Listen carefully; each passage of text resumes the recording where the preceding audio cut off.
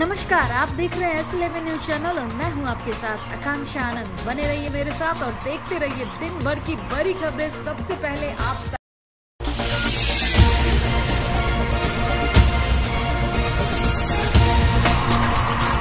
चनपटिया विधानसभा के दक्षिणी घोगा पंचायत के कबिलशवा गांव में राजद नेता इंजीनियर सौरभ कुमार द्वारा बाढ़ पीड़ितों के बीच रुपया बांटने का वीडियो इन दिनों सोशल मीडिया पर खूब वायरल हो रहा है। वायरल वीडियो में स्पष्ट दिख रहा है कि सौरभ द्वारा बाढ़ पीड़ितों के बीच पैसा बांटा जा रहा है। आचार संहिता के दौरान चनपटिया विधानसभा के राजद नेता इंजीनियर सौरभ कुमार बाढ़ पीड़ितों के बीच रुपया बांटना सोशल मीडिया पर वायरल हो रहा है। इतना ही नहीं, इंजीनियर सौरभ के फेसबुक वॉल से वायरल वीडियो क्षेत्र में चर्चा का विषय बना हुआ है।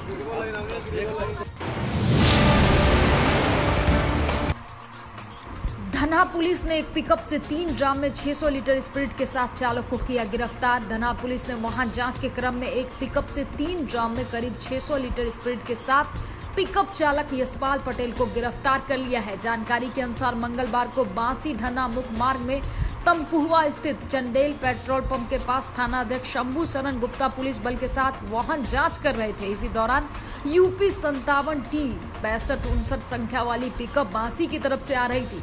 तभी पुलिस देख चालक मार्ग बदलकर तेजी गति से भागने लगा, जिसे पुलिस ने खदेड़ कर पंप से पश्चिम तुनिया मोड़ पर ही पकड़ लिया। थाना अध्यक्ष श्री गुप्ता ने बताया कि ड्राम की तलाशी ली गई, जिसमें 600 लीटर स्पिरिट बरामद हुआ। उन्होंने बताया कि पिकअप सहित ड्राम में रखे स्पिरिट को जब्त कर शराब कारोबारी की तलाश की जा रही है। साथ ही गिरफ्तार चालक यशपाल पटेल के विरुद्ध बिहार मद्य निषेध और उत्पाद संशोधन अधिनियम 2018 के तहत मुकदमा दर्ज कर बुधवार को बेतिया जेल भेजा गया।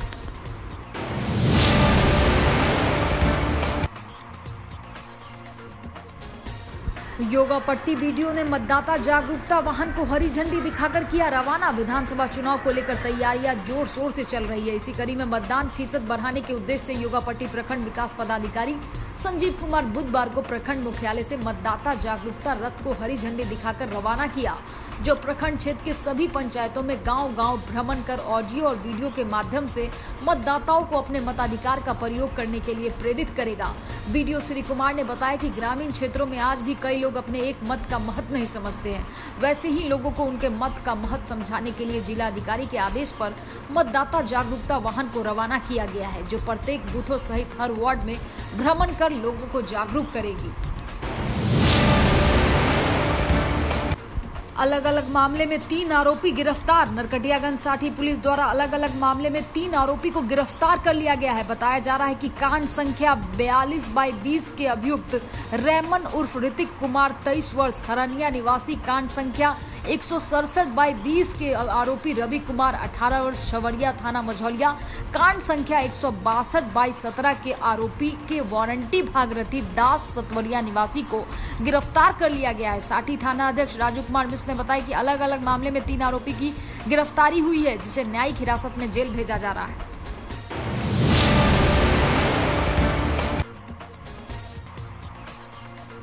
बेतिया कुमारबाग ओपी थाना कांड संख्या का मुख्य आरोपी प्रमोद सिंह पुलिस की गिरफ्त से अभी भी फरार है। मृतक के परिजन है डरे सहमे। मृतक के पिता कपिलदेव सिंह ने बताया कि मेरे लड़के कुणाल सिंह की हत्या प्रमोद सिंह, राजा सिंह और अन्य व्यक्ति ने कुमारबाग ओपी थाना के सामने ही 22 जुलाई को कर दिया, जिसमें कांड के नामजद 2 को पुलिस ने गिरफ्तार कर लिया है।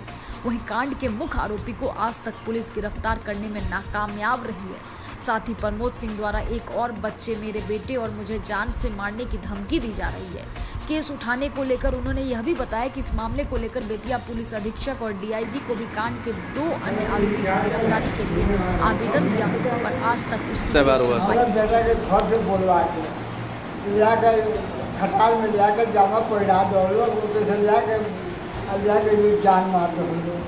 के मार दे प्रमोद सिंह, युवराज सिंह, राज सिंह, शिवम सिंह।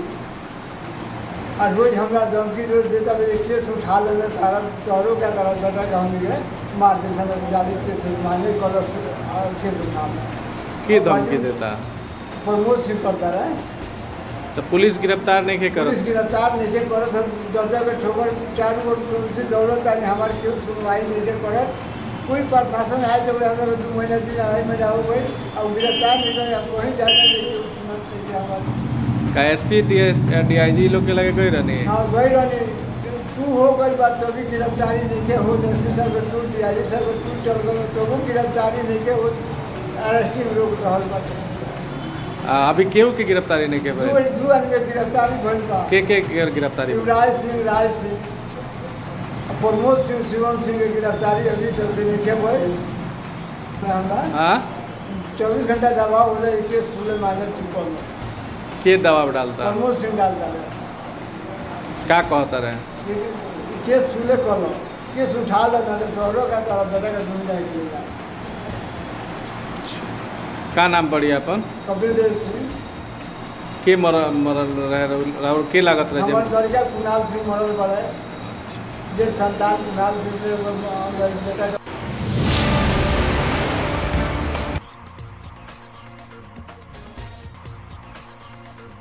मुंगेर पुलिस अधीक्षक के निर्देश पर की गई कार्रवाई के दौरान हथियार तस्कर को गिरफ्तार कर लिया गया है। गिरफ्तार तस्कर के पास से 7.65 mm की 5 पिस्टल और 10 मैगजीन बरामद कर ली गई है।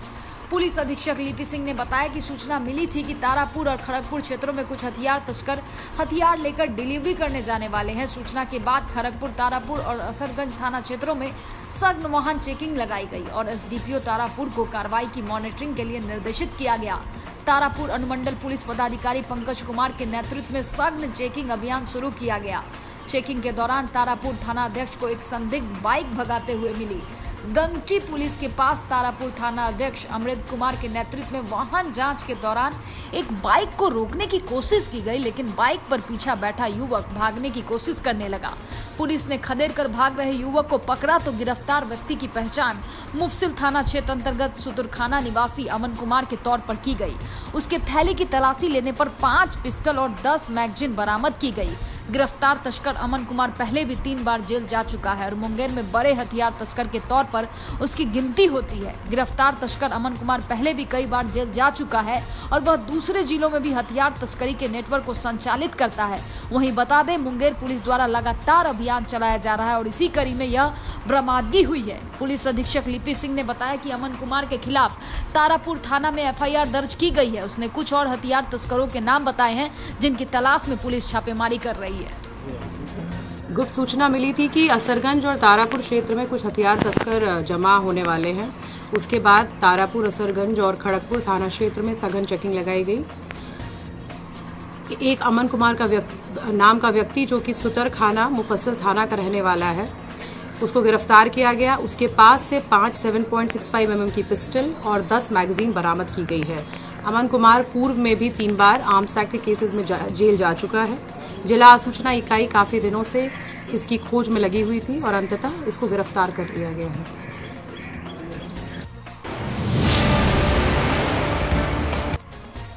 औरंगाबाद में आज नवनिर्मित पावर प्लांट एनपीजीसी के कामगार मजदूरों ने काम और बकाया राशि की भुगतान को लेकर कंपनी का मुख्य दरवाजे को किया जाम, जिससे कंपनी की सारी काम कार्य हुई ठप। गौरतलब है कि औरंगाबाद के अकोरा में नवनिर्मित पावर प्लांट एनपीजीसी में कामगार मजदूरों ने आज काम नहीं मिलने और बकाया राशि का भुगतान नहीं होने को लेकर आज कंपनी के मुख्य दरवाजे को जाम कर दिया है और अपनी मांगों को लेकर धरने पर बैठ गए हैं। मजदूरों का कहना है कि कंपनी आज 6 महीने से हम लोगों को बैठा कर रखे हुए है, ना तो हमको काम दे रही है और ना ही पूर्व के बकाया राशि ही दे रही है, जिसको लेकर आज हम लोग धरना पर बैठे हुए हैं। जब तक हम सैकड़ों मजदूरों की समस्या का निदान नहीं हो जाता, तब तक हम सभी मजदूरों के द्वारा आंदोलन जारी रहेगा। परिचय? मैं सर यूपी जौनपुर का रहने वाला हूँ। मेरा नाम लालू है। ये जो आप लोग गेट जाम किए हैं, इसका मेन उद्देश्य क्या है? इसका मेन उद्देश्य सर ये है कि हम लोग लॉकडाउन में घर बैठे थे और कंपनी हमको आश्वासन दे रही थी कि अब आपको दे देते हैं, अब आपको नौकरी देते हैं, आपको जो है फंड देते हैं। 5-6 महीने बिठाने के बाद बोला विश्वकर्मा पूजा बाद और एक त्यौहार था ना बीच में, हाँ बोला अब देते हैं विश्वकर्मा पूजा बाद। इसमें कोई डिसीजन नहीं दिया सर हम लोगों को, तो हम लोग यहाँ पे आ गए हैं। अब यहाँ पे आने के बाद सर हम लोगों को कोई भी आश्वासन, ना तो हमको नौकरी ना तो हमको पैसा। हमारा ये है कि हम लोगों को जो है हाँ बंदी का भी पैसा नहीं दिया सर, कुछ लोगों का भेजा, कुछ लोगों को नहीं भेजा सर। हमको बंदी का पैसा और प्लस जो है हमको नौकरी चाहिए।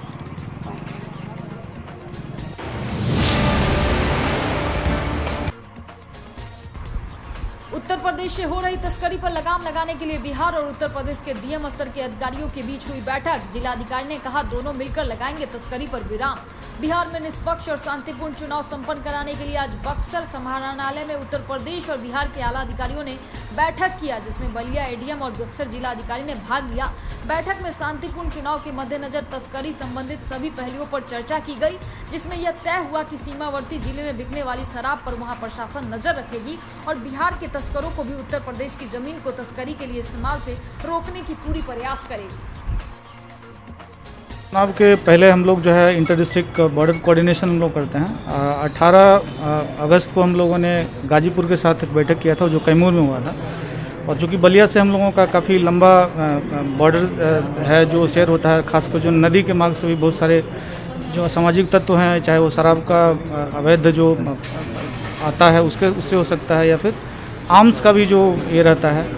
उसके अलावा जो है हम लोग जो सभी जो चुनाव के जो संवेदनशील मुद्दे हैं उस पर हम लोगों ने चर्चा किया है, चाहे वो जैसा कि अभी भी बताया आपको कि इलीगल लिकर का हो, आर्म्स का हो, व्हीकल चेकिंग का हो, पैसे का आवागमन हो, और उसके साथ साथ जो है चुनाव के दिन है किसी भी तरह की कोई समस्या हो उसमें आवश्यक होता है कि एक इंटर कोऑर्डिनेशन हम लोगों का बहुत अच्छे से रहे, उस संबंध में हम लोगों को चर्चा की। और जैसे मतदाता जागरूकता अभियान के तहत आज राज संपोषित कन्या विद्यालय बेतिया में ड्राइंग प्रतियोगिता और मतदाता जागरूकता शपथ का आयोजन किया गया। छात्राओं द्वारा मतदान से संबंधित खूबसूरत पेंटिंग बनाई गई। जिला स्वीप कोषांग के नोडल अधिकारी श्री राजीव कुमार ने छात्राओं को संबोधित करते हुए कहा कि आप सभी अपने अपने घर के सभी सदस्यों के साथ ही माता पिता और अभिभावकों को मतदान के लिए अवश्य प्रेरित करें। आगामी विधानसभा निर्वाचन 2020 में ज्यादा से ज्यादा मतदान हो, इसके लिए सभी मतदाताओं को जागरूक करना होगा। वहीं वरीय उप समाहर्ता सुसरी सुभाषनी कुमारी ने छात्राओं को मतदान की महत्ता को बताया। सुसरी मेरी आइडलिन ने छात्राओं को मतदाता जागरूकता संकल्प दिलाई और मतदान में अधिक लोगों की भागीदारी हो, इसके लिए मतदाताओं को जागरूक करने के लिए विभिन्न प्रकार की गतिविधियों को आयोजित करने के बारे में बताया। कार्यक्रम में स्वीप के सदस्यों ने कार्यक्रम में शामिल सभी अधिकारियों को धन्यवाद ज्ञापन किया और छात्राओं को मतदाता जागरूकता के बारे में बताया।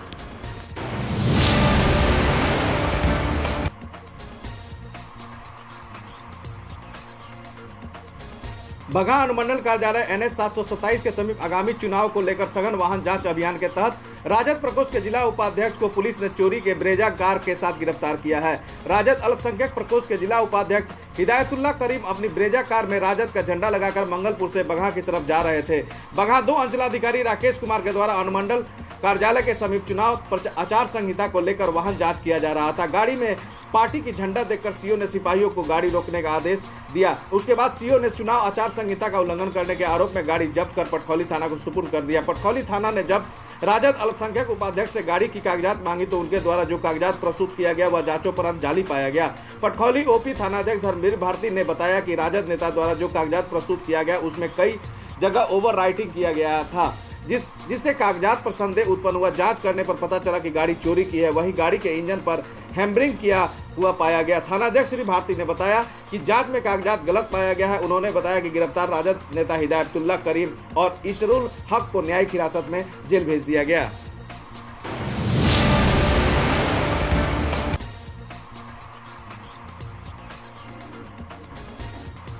भारत नेपाल सीमा पर स्थित वाल्मीकि नगर ऐतिहासिक बराज के 1 नंबर फाटक के समीप बुधवार को भारतीय और नेपाल क्षेत्र के पुलिस सीमा बल और अधिकारियों की एक बैठक संपन्न की गई। अध्यक्षता सशस्त्र सीमा बल 21वीं वाहिनी के मुख्यालय कमांडेंट राजेंद्र भारद्वाज द्वारा किया गया। बैठक में मुख्य रूप से एएसपी अभियान धर्मेंद्र झा, अनुमंडल पुलिस पदाधिकारी बगहा कैलाश प्रसाद, नेपाल के नवलपरासी जिले के एसपी महेश अधिकारी, सुस्ता इंस्पेक्टर राजेश बालाजी के साथ ही चितवन एपीएफ के एसपी दीपक थापा, 31 नंबर पूर्वी क्षेत्र गुलबा नवलपरासी एपीएफ के डीएसपी वीरभद्र नाथ समेत भारतीय व नेपाल अधिकारी बैठक में शामिल रहे। आयोजित कार्यक्रम में दोनों देशों के अधिकारियों के बीच हुई बैठक में कोऑर्डिनेशन समन्वय में भारत नेपाल की खुली सीमा का लाभ लेकर शराब कारोबारियों घुसपैठ पर पूरी तरह से विराम लगाने और कड़ा एक्शन लेने के विषय पर रणनीति तय की गई। गौरतलब है कि भारत नेपाल की खुली सीमा का लाभ लेकर सीमावर्ती क्षेत्रों के दर्जनों की संख्या में शराब कारोबारी शराब कारोबार में सम्मिलित होकर लाखों रुपए कमा रहे हैं।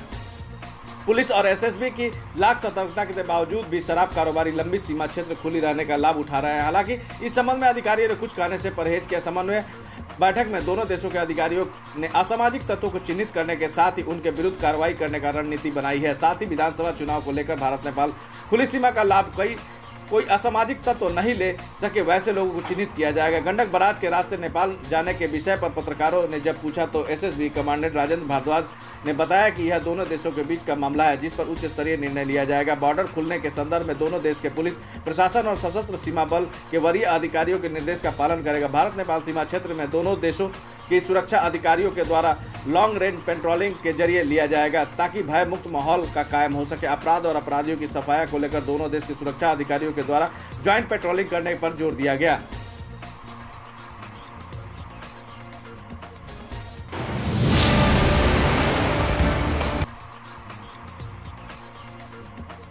हत्या की योजना बना रहे असलहे और कारतूस के साथ 5 अपराधी गिरफ्तार।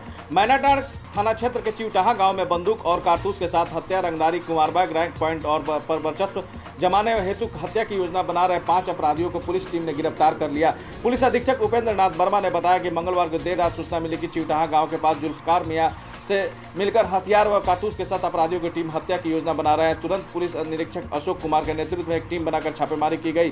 छापेमारी के दौरान चनपटिया थाना के पोखरिया राय निवासी पंकज चौधरी के कमर से 9 mm लोडेड पिस्टल और 8 कारतूस भी बरामद किया गया, जबकि नेपाल के 12 जिला के फोटा फुलवरिया निवासी इरशाद देवान के पास से देसी लोडेड कट्टा और 12 बोर के 4 कारतूस के साथ धर दबोचा गया।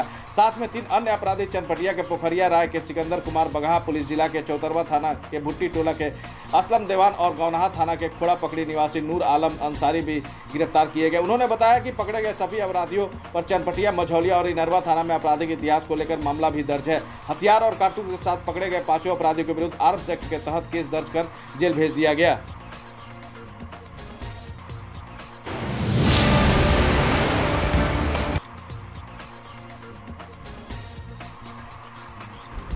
बाढ़ का पानी निकलने के बाद दिखने लगा किसानों की बर्बादी का मंजर।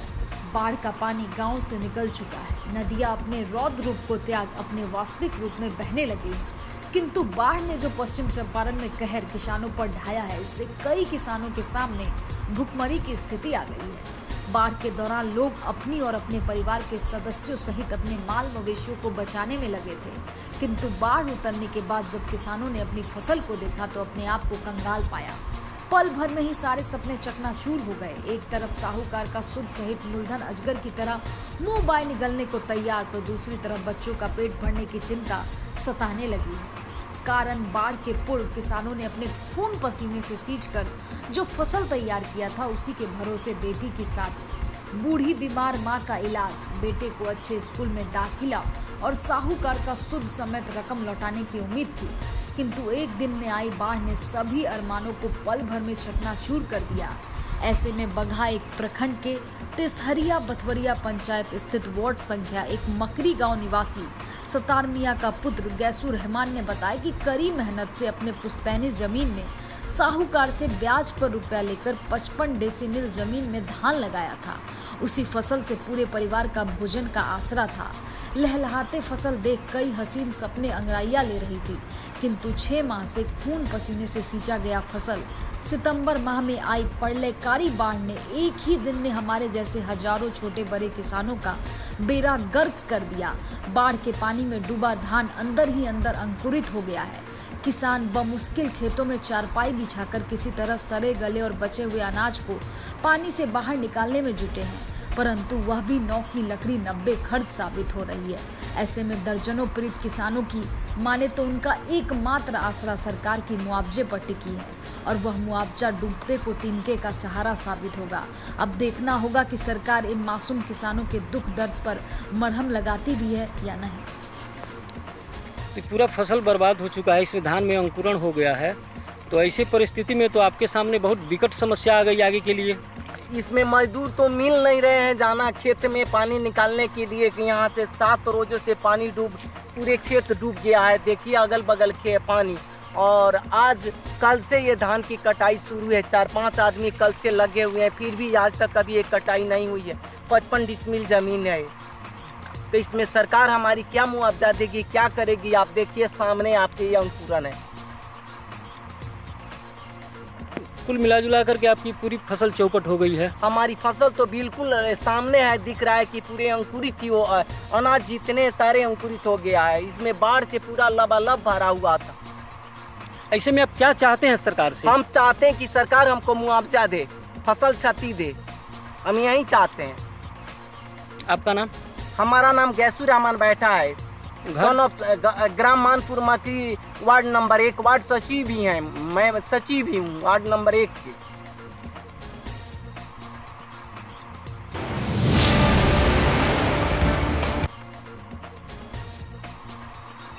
हादसा उत्तर प्रदेश की मनीषा के साथ हुए सामूहिक दुष्कर्म और हत्या पर भीम आर्मी संगठन के सदस्यों ने 2 मिनट का मौन धारण कर न्याय की किए मांग। बगहा अनुमंडल स्थित बाबा भीमराव अंबेडकर की प्रतिमा के समक्ष भीम आर्मी के सभी अंबेडकर का वादी संगठन के सदस्यों ने बुधवार को हाथरस उत्तर प्रदेश की मनीषा के साथ हुई सामूहिक दुष्कर्म और हत्या पर 2 मिनट का मौन धारण किया और साथ ही सरकार को चेताया कि यदि मनीषा को न्याय नहीं मिलता है और दरिंदों को फांसी की सजा नहीं होती है तो भीम आर्मी देशव्यापी धरना प्रदर्शन करने के साथ ही बंदी करेंगे।